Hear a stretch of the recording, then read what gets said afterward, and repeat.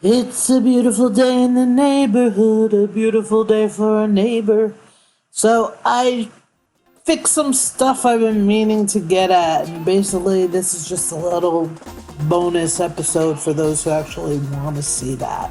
I'm not much of a builder. I mean, I like building, I just have not put nearly as much time into it as some people have to get really good at it.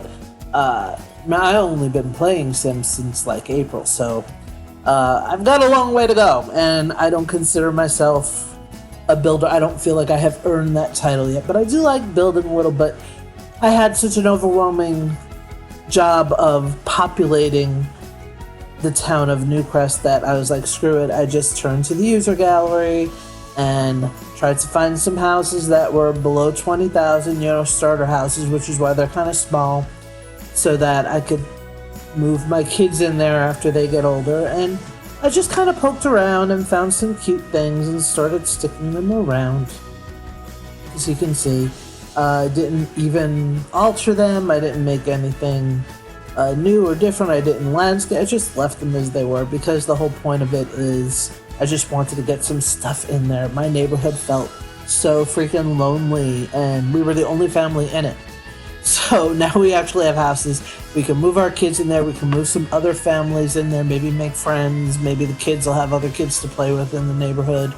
I mean, I know it's Sims and people walk around the neighborhood anyway, but still, it just felt kind of empty. So we've taken care of that problem.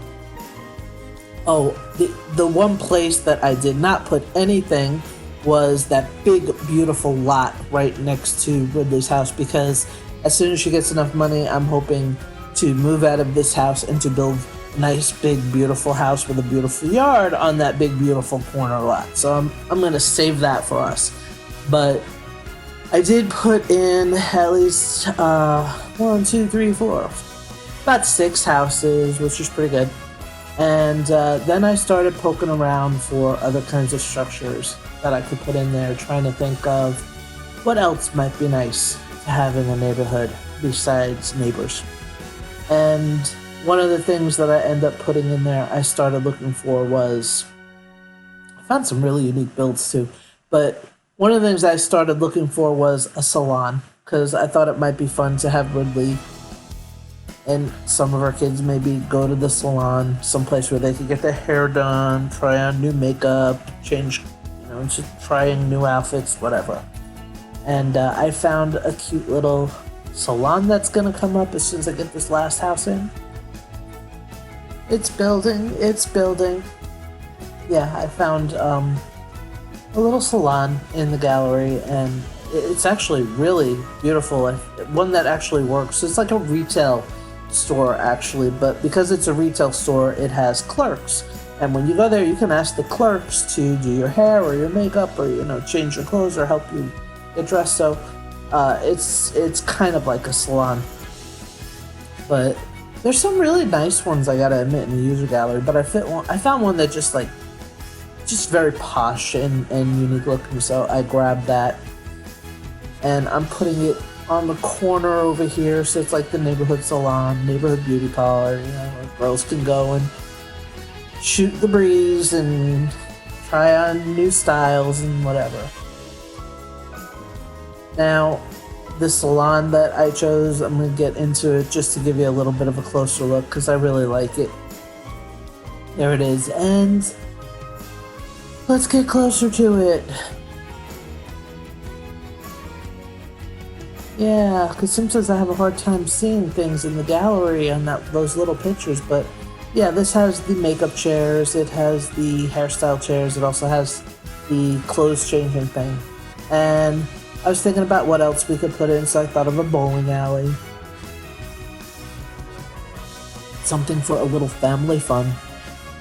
And again, the user gallery is amazing. People have the most tremendous imaginations and skills. I'm just like in awe of it, and I hope that I can one day be as good a builder. By the time I learn how to build, it'll probably be ready for The Sims 5 and I'll have to learn all over again. I am not a fast learner with stuff like that, so thank goodness for the user gallery. But here we go, we put in a bowling alley, so now she has somewhere where she can go with the kids, or the kids can go alone when they need to get away from her. I also put in a little diner from the dining out pack because I had it and it's cute, and I thought, yeah, why not? They could go out for burgers every now and then if they get really hungry and cranky. And then I was thinking, what else can I put? So I tried a bunch of different things. Arcade. And this one had kind of a cute little barbecue area in the back, so that could also be for some family fun time, which unfortunately with this challenge we don't get nearly enough of, but I try because I'm so busy trying to get things done and rush them through and age them up. And I know I could play the challenge differently if I wanted to, but my goal was to try to see how few generations I could do this as possible, and if I could get it in one generation, I would be like, wow, yeah, I'd love that. But yeah, it's really sad that Ridley doesn't get a whole lot of time to enjoy her children. I also wanted to put in a spa, because I have spa day, so I started looking around for, and a cemetery. I decided to put a little cemetery in one of the lots across the street, just a little open cemetery, because I figured we've got all these baby daddies dying, and eventually Ridley's children are going to be dying, and I don't want her to bring home all the kids' graves and have all these ghost kids wandering around her house, but I would like it somewhere where maybe she could go and honor their spirit, cry at their grave, leave them an offering, maybe talk to their ghosts for a little while. I mean, who knows? So I thought that might be a cute one too, and I found this one that's it's basically just a little gated in pretty place. No fancy schmancy buildings or no vampires or things like that, as many of the cemetery builds seem to have. This was just a nice little neighborhood cemetery where it'll be good to put all of our fallen loved ones when that time comes, and eventually it's gonna come. I thought a toddler park might also be a good place because, we do have the toddlers, so I was trying to figure out what else can we do with these small lots. I thought about putting in apartments. As you can see, I was looking at townhouses and apartments. Should I put more residents in? And eventually, as I settled on putting in a little toddler play place. So when the weather gets nice, when the weather gets nice, it'll be nice to take the toddlers there and let them run around and get some movement skills and who knows what other kinds of skills they can get, because,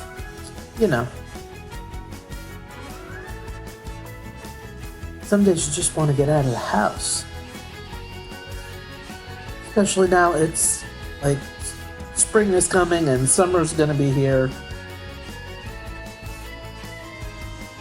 So I started looking around the rest of the world thinking, what can I put in other lots? And I decided to stick that spa that I wanted in Del Sol Valley because it just seemed like a natural fit. Where else would a spa be? So maybe I'll have her go there. I'll be jealous if she gets a massage or something. Looking around, trying to figure out what else I can put. I decided to stick another little diner down in Strangerville. And looking around a little bit more, I decided to make use of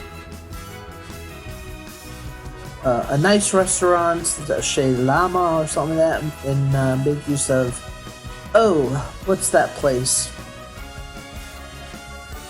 Place with all the shopping stuff. Anyway, because Magnolia Promenade, that's it. There's not a whole lot to really do there. I'm not going to really send them shopping to 3 different stores, so it just seems like a waste of time. So I also found this really neat build that's like a nightclub, but it's built like in the shape of a ship on the water. And I was like, wow, that's just awesome. So I decided to stick that in there. So now she has a little more places to go for recreation or on dates or stuff like that, because some of the other places are either places that I was not that great in love with in the first place, or just getting bored of them. And, every now and then you get asked on a date to weird places like in my other series with Marley at university, her date called her and invited her to a date to a clothing store, and they had like nothing to do. It kind of sucked. I started looking up families and stuff in user gallery too. I didn't even look that closely. I just found some families. I found some singles, men and women, who can impregnate Ridley, and I started sticking them in various lots around the world. Put some neighbors and stuff in our actual houses in Newcrest and in other areas. So, you know, that'll be cool, meet new people, because I feel like the well was starting to run a little dry. And there were just like so many elders, because so many of the young adults and adults from when we started have now aged up, and some of them had kids, but not many of them. So it just started feeling a little boring. We kept running into the same old people. A lot of places would just not be all that populated when we went there. So here we go, sticking some families, some potential friends and neighbors. And when I finished putting in peoples, I decided to put in some home decorating in Ridley's actual house. So going back to Ridley's house, and like I said, I'm not going to keep this house forever, but we are going to be able to keep it for a while longer, because she doesn't really have the money that she would need to buy the kind of house that I want. But we did save up about $20,000, a little over $20,000, which is just what we need to finish a little bit more decorating. So I thought I'd do the kids/teens rooms. I made one that's kind of a masculine vibe and one that's kind of a feminine vibe, and I'm going to stick to that. But just want to redo it. And I love the orange and blue. I love the colors orange and blue, and I think the guitar theme is cute. So I decided I really wanted to keep that, but I just didn't know how I wanted to go with it. And sometimes I can't make up my mind, so I try something, and then I change it, and I try it again, and I change it again, and I don't know, whatever. Like I said, I'm not a great builder. I do love decorating and stuff, but I'm still kind of new to it in The Sims, and just trying to figure it out. Making things match and whatever can get a little frustrating sometimes when you have a rug that doesn't match the wallpaper you like, or the beds. I don't know why some of the coolest beds are some of the cheapest beds, because they don't replenish you quickly enough, and that's a little frustrating. But at the same time, the nice, expensive beds are so fancy schmancy, and even if you splurge from them, they just don't seem to really go well. So what can you do? I'm learning the ropes. I'm working my way through it. But I'm getting things done. I mean, I do like the way it's coming out. I like seeing the room look kind of complete, with curtains and with little personal touches on the nightstands or on the desks, little things around them, posters on the wall. I like those kinds of things. I mean, they weren't necessities, so I didn't worry about doing it all at first, but I wanted to look like lived in. I wanted to look kind of homey. And I don't like when it looks so stark. Unfortunately, so many kids just grew up in a crappy house. Remember the first one? That first one, that itty bitty that I bought? It was just a box, and poor Max and Mickey and Chance and Dodger, they all grew up in a little crap hole of a house. So I guess these kids have it pretty good in comparison to the other kids. But still, I feel like it's just going to be so much nicer when you have all the rooms kind of complete and homey looking and lived in looking. It doesn't have to be perfect, but just looking lived in. Especially with posters, I always feel like kids are going to slap posters up wherever. Kids don't stop to think, oh, let's make them even, or use any kind of balancing or spatial reason. They're just like, I like this poster, I'm going to slap it up here. The heck was that? Something got caught on me. Anyway, as you can see, I kept changing rugs. I couldn't decide what I wanted to do with this. But I think the yellow rugs on top of the carpeting gives nice pop of color, and you could draw those colors for the curtains and for the accessories in the room, so it kind of works.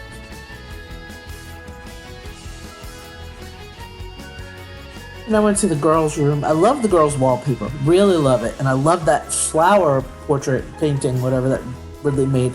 Thought it was adorable, but what I do not like is the rug, so I changed that. And then I just found some cute furniture to go with it. I decided to leave their beds where they are. And I will put some curtains up, making it look pretty, maybe mix and match a little bit. I like the mix and match. There you go, and there's a lot of cute things. I mean, it's hard to choose sometimes because there are so many cute things. I'm hoping that maybe her next house will be 2 stories. Normally I don't like 2-story houses because I like to be able to see a straight shot.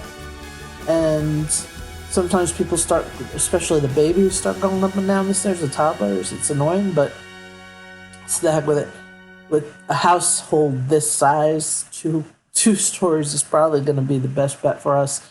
And I'll put like Ridley's room and office and the toddler's room and play area all on the first floor, and then I'll leave all the kids' rooms and the teens' rooms and stuff to do on the second floor, so that they can go up and down, and Ridley and the toddlers can kind of stay put downstairs for the most part.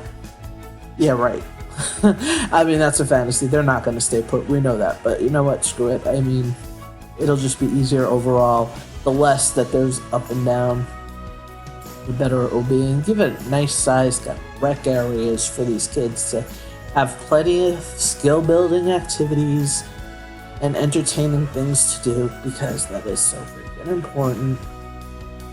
Everybody gets so frustrated when they're bored, or when it comes time to build skills, trying to see what they want to do. You know, you have such limited options. It's annoying for them. It's annoying for me. It'd just be easier if there's plenty of things to do, so I could see what they naturally gravitate towards doing. Because you know how Sims are. They'll just go after whatever interests them. They'll just pick it up. You don't have to tell them. You do have to tell them if they're not that particularly interested. That's when you have to start telling them. Anyway, so yeah, set up the desks. So one's like for a makeup girl, one's for somebody who's a little bit more studious, and one is for somebody who's a little bit more sloppy. So I just like to give little touches to that personality. You know, there you go. Like, just make it feel lived in. That makes me happy. And plus, plenty of space on the desks, so they'll actually be functional and use them, because, you know, we want them sitting there to do their homework and stuff. What I'm amazed about is the way this family is able to share that one extra computer, and they don't, I mean, Ridley has her office computer, but then there's just one other computer, and they don't all attack it constantly. Maybe that's because I'm always telling them what to do, but it seems like they go for the radio more than they go for the actual computer, which is unusual for Sims, because it used to be some games I started playing and like everybody was always going for the damn computer, and every time somebody walks in the house they were going for the computer, but not so much here, which is pretty cool. Oh, that's cute for the wall. I like all the little decorations. Getting down to the end now, putting in the posters, the final touches. I like those. And they have an art table, which is cool, so they can continue doing their art. And they have a science table now. And the next thing I want to decorate and maybe put some more skills in is that little rec room in the center where they all kind of hung out. That's where the family computer is. But that's about it. That's about the last thing I have to do, and then I can start hitting the yard and landscaping. Some of these posters are so big. Maybe on landscape, give them barbecue area, give them pool maybe, give them, I don't know, little playground area. Well, they got the playgrounds, so I don't need to put in too many playthings. They're actually located in a place really cool, because they have that little park-like area to the left of the house, and then they have a little park-like area behind the house. Unfortunately, it's nothing there for toddlers, but for the kids, it's good. It's good to get them out and get them playing and exercising, and it's been useful. There we go. So everybody's got what they need. Their little spaces look kind of lived in, and homey, and comfortable. And I spent about $9,000 on each, and I am close to about out of money now, so I'm just gonna leave it at that. But it's good. I like it. I like it. It feels lived in. The home is coming along. It's coming along, but that one next door is gonna be our home next. So stay tuned, and we will continue with the family. Thanks for watching. Happy simming.